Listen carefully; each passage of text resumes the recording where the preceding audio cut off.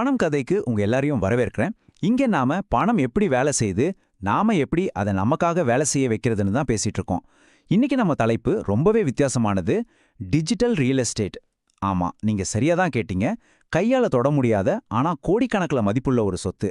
வாங்க இந்த புது உலகத்துக்குள்ள போய் பார்க்கலாம். ஒரு நிமிஷம் யோசிங்க. 100 வருஷத்துக்கு முன்னாடி உலகத்திலே மிக மதிப்புமிக்க இடம் எதுன்னு கேட்டா நியூயார்க்ல இருக்க 5th அவென்யூன்னு சொல்லிருப்பாங்க. ஆனா இன்னைக்கு அந்த மாதிரி ஒரு பிரைம் லேண்ட் எந்த ஊர்லயும் இல்ல, எந்த தெருவுலயும் இல்ல. அது இருக்கிற இடம் ஒரு நேம் ஸ்பேஸ். சிம்பிளா சொல்லணும்னா இன்டர்நெட்ல. இத மட்டும் கொஞ்சம் கற்பனை பண்ணி பாருங்க. ஒரே ஒரு டொமைன் நேம், அதாவது ஒரு வெப்சைட்டோட பேரு, ஒரு பெரிய 3 பெட்ரூம் அபார்ட்மெண்ட்ல இருந்து வர்ற வாடகை விட அதிகமா உங்களுக்கு சம்பாதிச்சு கொடுக்க முடியும். அதுவும் எப்படி? எந்த மெயின்டெனன்ஸ் செலவும் இல்ல, சொத்து வரி கட்ட தேவையில்ல, பைப் உடைஞ்சிடுச்சு, பெயிண்ட் அடிக்கணும், வாடகைக்கு இருக்கிறவங்க காலி பண்ண மாட்டறாங்கன்னு எந்த தலைவலியுமே கிடையாது. சரி, இப்ப நான் உங்களை ஒன்னு கேக்குறேன். ஒரு நல்ல வீட்டு மனையில முதலீடு பண்றது புத்திசாலித்தனமா, இல்ல ஒரு premium.com டொமைன்ல முதலீடு பண்றது புத்திசாலித்தனமா? கீழே கமெண்ட்ல லேண்ட் இல்லனா டொமைன் டைப் பண்ணுங்க. உங்க மனசுல முதல்ல என்ன தோண்டுதுன்னு பாப்போம். வாங்க இந்த வித்தியாசத்தை ஒரு சின்ன கதை மூலமா புரிஞ்சிக்கலாம். மணி மற்றும் நகுல், இந்த 2 முதலீட்டாளர்களோட கதை இது. ரொம்ப சிம்பிளான கதை தான், ஆனா இதுல கத்திக்க வேண்டிய பாடம் ரொம்ப வலுது. இவர்தான் மணி. நம்ம ஊர்ல வழக்கமா முதலீடு பண்ற மாதிரி 1 கோடி ரூபாய்க்கு ஒரு ஃபிளாட் வாங்குறாரு. மாசம் 30,000 வாடகை வருது. ஆனா பாருங்க, மெயின்டெனன்ஸ், டாக்ஸு, கமிஷன்னு எல்லாம் போக கையில நிக்கிறது வெறும் 20,000 தான். இதுக்கு பேர் தான் பிசிக்கல் ஃப்ரிக்ஷன். இப்போ நகுல பாருங்க, அவரு 10 டிஜிட்டல் இடங்களை, அதாவது விர்ச்சுவல் நோட்ஸை வாங்கி பெரிய பெரிய ஏஐ கம்பெனிகளுக்கு டாலர்ல வாடகைக்கு விடுறாரு. நகுலுக்கு மெயின்டெனன்ஸ் செலவு கிடையாது, வரி கிடையாது, அவரோட லாபம் கிட்டத்தட்ட 90%. இதுக்கு பேர் தான் டிஜிட்டல் எஃபிஷியன்சி. இங்க தான் நமக்கு ஒரு விஷயம் புரிய வருது. ரியல் எஸ்டேட்னா என்ன? ஒரு இடம் ஒரு மதிப்பை உருவாக்கணும், அவ்வளவுதான். இன்னைக்கு அந்த மிக மதிப்புமிக்க இடம் தரையில இல்ல, கிளவுட்ல தான் இருக்கு. தெளிவா சொல்லணும்னா, மணி ஒரு பொறுப்பை வாங்கி வச்சிருக்காரு, ஆனா நகுல் ஒரு உண்மையான சொத்தை உருவாக்கியிருக்காரு. சொத்துங்கிற வார்த்தையோட அர்த்தமே இப்ப முழுசா மாறிட்டு இருக்கு. இந்த மாற்றம் உங்களுக்கு புரியுது, நீங்களும் ஒரு டிஜிட்டல் லேண்ட்ரோடா மாறணும்னு நினைச்சீங்கன்னா யோசிக்காம அந்த லைக் பட்டனை இப்பவே பிரஸ் பண்ணுங்க. நாம இப்போ ஒரு புதிய டிஜிட்டல் உலகத்தை உருவாக்கிட்டு இருக்கோம். இந்த உலகத்தோட ஆர்கிடெக்ட் ஆகணும்னா புது விதிகளை கத்துக்கணும். ரூல் நம்பர் 1, மண்ணை வாங்காதீங்க, கோடை வாங்குங்க. இந்த புதிய உலகத்துல ஜெயிக்கிறதுக்கான செக்லிஸ்ட் உங்களுக்கு வேணும்னா மறக்காம நம்ம சேனலுக்கு சப்ஸ்கிரைப் பண்ணிடுங்க.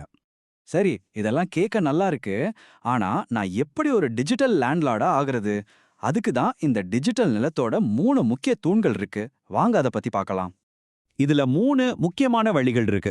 1, நேம் ஸ்பேஸ் ஆர்பிட்ராஜ், அதாவது டொமைன்ஸ், சோஷியல் மீடியா ஹேண்டில்ஸ் மாதிரி பெயர்கள்.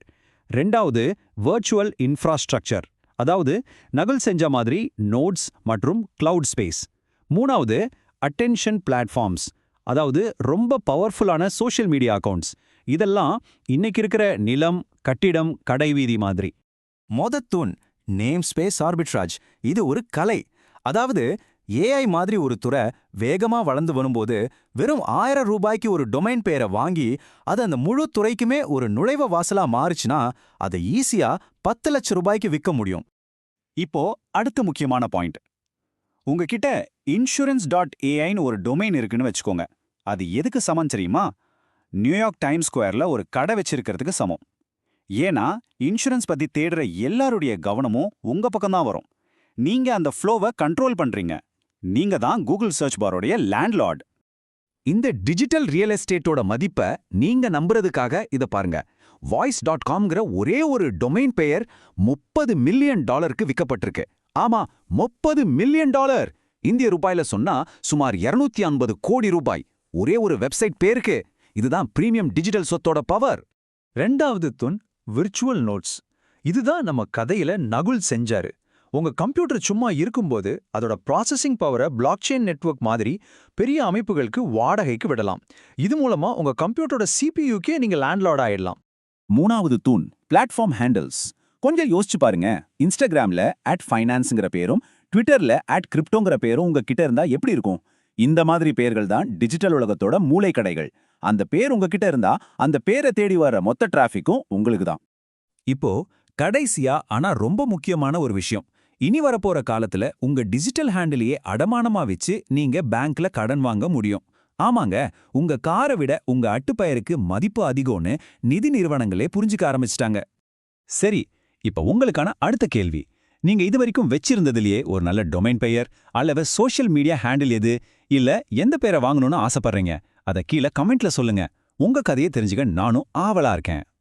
நண்பர்களே, நல்லா ஞாபகம் வச்சுக்கோங்க, இன்டர்நெட்டுங்கிற இந்த புதிய கண்டம் இப்பதான் வரைபடமாக்கப்பட்டுட்டு இருக்கு. இது ஒரு கோல்டு ரஷ் மாதிரி. இன்னைக்கு உங்க டிஜிட்டல் ஃபிஃப்த் அவென்யூவை நீங்க வாங்கலைன்னா நாளைக்கு அந்த இடத்த வேற யாரோ ஒருத்தர் சொந்தமாக்கிடுவாங்க. ஆக டிஜிட்டல் நிலத்தை வாங்கி உங்க எதிர்காலத்தை பாதுகாக்கலாம். ஆனா உங்க நிகழ்காலத்தை திருடிட்டு இருக்கிற ஒரு விஷயம் இருக்கு. அதுதான் கடன். கடன் எப்படி உங்க நேரத்தையே மெதுவா கரைக்குது தெரியுமா? நாளைக்கு நம்ம 39வது நாள் பகுதியில the time dilation of Ted பத்தி விரிவாக பார்க்க போறோம். இன்னைக்கு நீங்க வேலை செய்யற 1 மணி நேரம் எப்படி 2040ல 10 மணி நேர வேலைக்கு சமமா மாறுது? நீங்க எப்படி ஒரு நேர கடனாளி ஆகாம தப்பிக்கலாம்? இதையெல்லாம் பத்தி நாளைக்கு விரிவா பார்க்கலாம். கண்டிப்பா வாங்க, நாளைக்கு சந்திப்போம்.